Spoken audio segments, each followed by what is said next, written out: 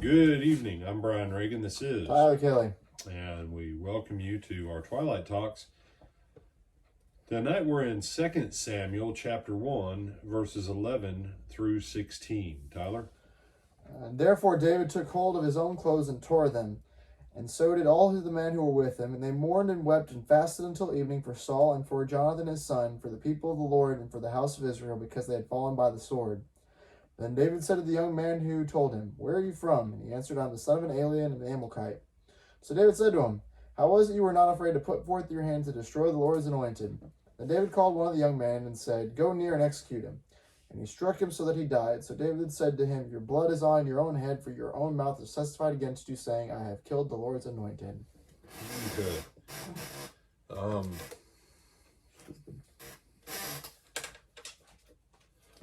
Make sure that what you think is the enemy of the person that you're trying to impress is really their enemy. This guy, he didn't actually kill Saul. Saul killed himself.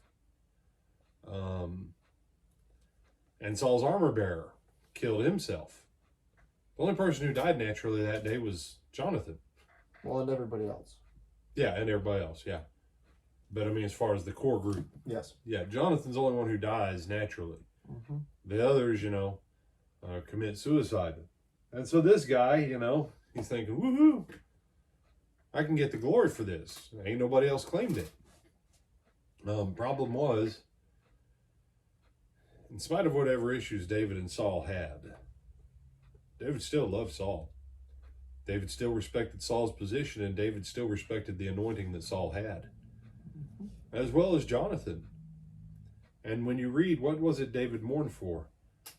The death of Saul, the death of Jonathan his son, and what else? For the army of the Lord. And for Israel. And for Israel. For the king, the prince, the army, and the nation. He said, why would David do that?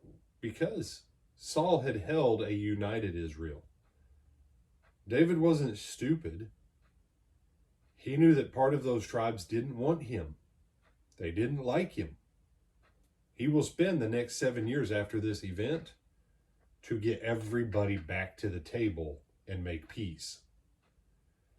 We say David ruled 40 years over the United Kingdom. No, David ruled 33 years over the United Kingdom. Mm-hmm. He had his first 7 years as the functional king were civil war. Saul's termination was a heartache on many, many levels. And so before you take credit for what you didn't do, good or bad, make sure that you've analyzed the ramifications of the event for which you're taking credit. And you say, what does that have to do with? Some people like to take credit for an idea, thinking it's going to give them an advantage, like this guy. But other people have already come to the conclusion that, no, this isn't a good thing. And so that person ends up hurting themselves in a way that they'll never recover from. Now, some people are going to go, brother, just don't lie. I mean, you can go with that, but that's not the main point. Yeah, it's not the main point. Think about it before you take ownership of it and of the long-term ramifications of that for which you are about to take ownership. Because some days,